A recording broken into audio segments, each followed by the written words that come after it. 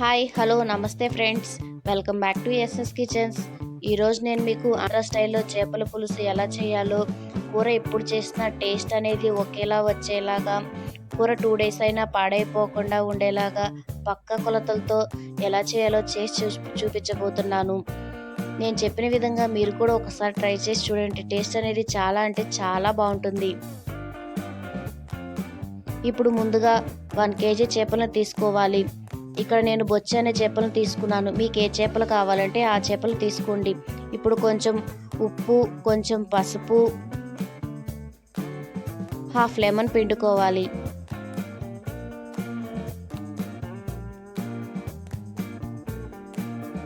ఇప్పుడు 2 టేబుల్ స్పూన్ల పెరుగు వేసి కలుపుకోవాలి.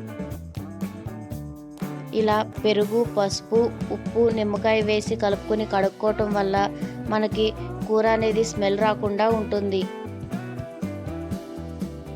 ఇలా కలుపుకొని 2-3 సార్లు శుభ్రంగా కడుక్కోవాలి.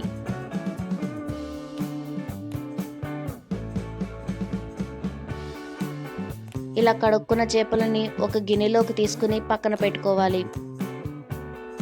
ఇప్పుడు కర్రీ కోసం 4 మీడియం సైజ్ ఆనియన్స్, 4 పచ్చిమిర్చిని సన్నగా కట్ చేసుకోవాలి. 1 కేజీ చేపలకి 4 ఉల్లిపాయలు సరిపోతాయి. ఇప్పుడు స్టవ్ ఆన్ చేసి బాండీ పెట్టుకుని 5 టేబుల్ స్పూన్ల ఆయిల్ వేసి హీట్ చేసుకోవాలి. ఆయిల్ హీట్ అయ్యాక 1 టేబుల్ స్పూన్ జీలకర్ర వేసి ఫ్రై చేసుకోవాలి. చేపల కూరలోకి ఆయిల్ అనేది ఎక్కువగా ఉంటేనే కూర టేస్ట్ అనేది బాగుంటుంది. జీలకర్ర ఫ్రై అయ్యాక మనం ముందుగా కట్ చేసుకున్న ఆనియన్స్ వేసి ఒక 2 మినిట్స్ ఫ్రై చేసుకోవాలి. ఆనియన్స్ ఎక్కువగా ఫ్రై అవ్వాల్సిన పని లేదు, సగం మగ్గితే సరిపోతుంది. చేపల కూరకి ఎప్పుడైనా వెడల్పుగా ఉన్న గిన్నె పెట్టుకోండి, అప్పుడే మనకి ముక్క విరిగిపోకుండా ఉంటుంది. ఇలా ఒక 2 మినిట్స్ ఫ్రై చేసుకున్నాక హాఫ్ టేబుల్ స్పూన్ పసుపు వేసి కలుపుకొని ఒక 2 మినిట్స్ ఫ్రై చేసుకోవాలి.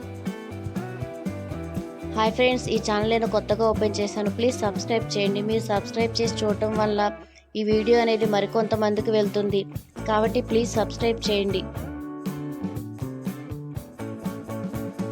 ఇలా ఒక 2 మినిట్స్ ఫ్రై చేసుకున్నాక మనం ముందుగా కడిగి పెట్టుకున్న చేప ముక్కలను వేసి ఒక 2 మినిట్స్ ఫ్రై చేసుకోవాలి.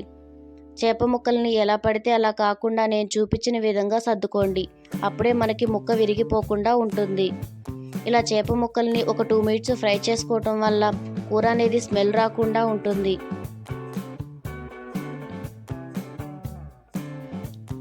ఈ కూర నేను మా నాన్నమ్మ దగ్గర నేర్చుకున్నానండి. టేస్ట్ అయితే చాలా బాగుంటుంది.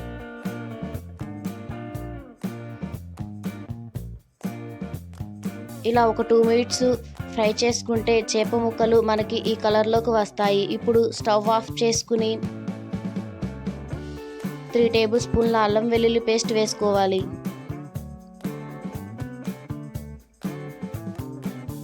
ఇప్పుడు 4 టేబుల్ స్పూన్ల కారం వేసుకోవాలి. మీ కారం మంటగా ఉంటే 4 టేబుల్ స్పూన్ సరిపోతుంది, లేదంటే 5 టేబుల్ స్పూన్లు వేసుకోండి.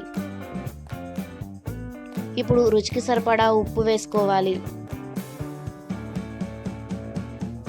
ఇప్పుడు ముందుగా నానబెట్టుకున్న చింతపండు గుజ్జును వేసుకోవాలి. 1 కేజీ చేపలకి 70 గ్రాముల చింతపండు కరెక్ట్గా సరిపోతుంది.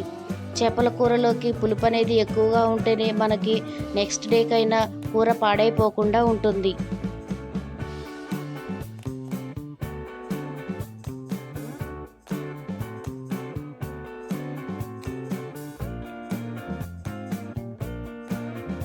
ఇలా చింతపండుని 2 సార్లుగా పిండుకోవాలి.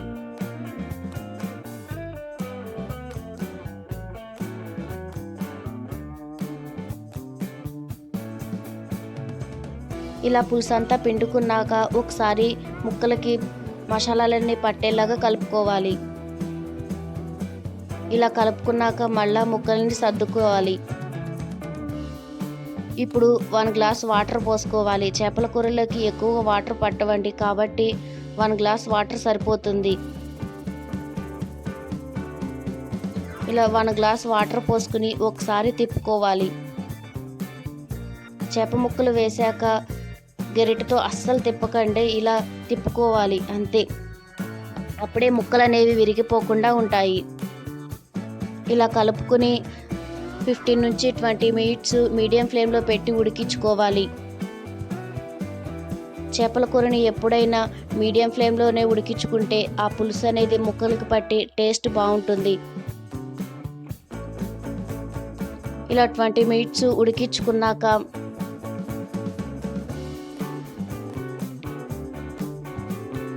మూత తీసి ఒకసారి తిప్పుకోవాలి.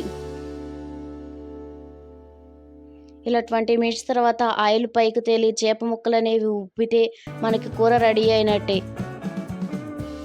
ఇప్పుడు 1 టేబుల్ స్పూన్ గరం మసాలా, కొంచెం కొత్తిమీర వేసి కలుపుకొని ఒక 2 మినిట్స్ ఉడికించుకుంటే మన చేపల కూర అనేది రెడీ. ఇక్కడ గరం మసాలా అనేది ఆప్షనల్ అండి. కొంతమందికి ఆ ఫ్లేవర్ నచ్చుతుంది, కొంతమందికి నచ్చదు. కాబట్టి మీకు నచ్చితే వేసుకోండి, లేదంటే స్కిప్ చేయండి.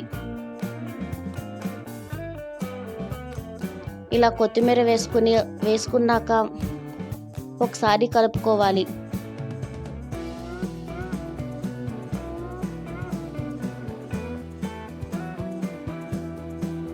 మనకి పులుసు అనేది మరీ గ్రేవీగా కాకుండా మరీ పల్చగా కాకుండా ఇలా నేను చూపించినట్టు విధంగా ఉంటే మనకి కూర చాలా టేస్ట్గా ఉంటుంది.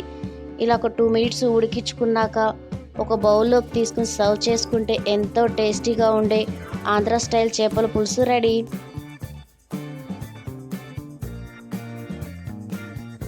చేపల కూరలకి ఎప్పుడైనా ఆయిల్ పైకి తేలితే అప్పుడే మనకి కూర టేస్ట్ అనేది బాగుంటుంది. చేపల కూరని ఎక్కడ పడితే అక్కడ కెలక్కుండా ఒక సైడ్ నుంచి వేసుకుంటే మనకి నెక్స్ట్ డేకైనా కూర పాడైపోకుండా ఉంటుంది. ఈ వీడియో కనుక మీకు నచ్చినట్టయితే లైక్ చేయండి, షేర్ చేయండి, సబ్స్క్రైబ్ చేయడం మాత్రం మర్చిపోకండి. మీరు ట్రై చేసి మీకు ఎలా వచ్చిందో కింద కామెంట్ బాక్స్లోకి కామెంట్ చేయండి.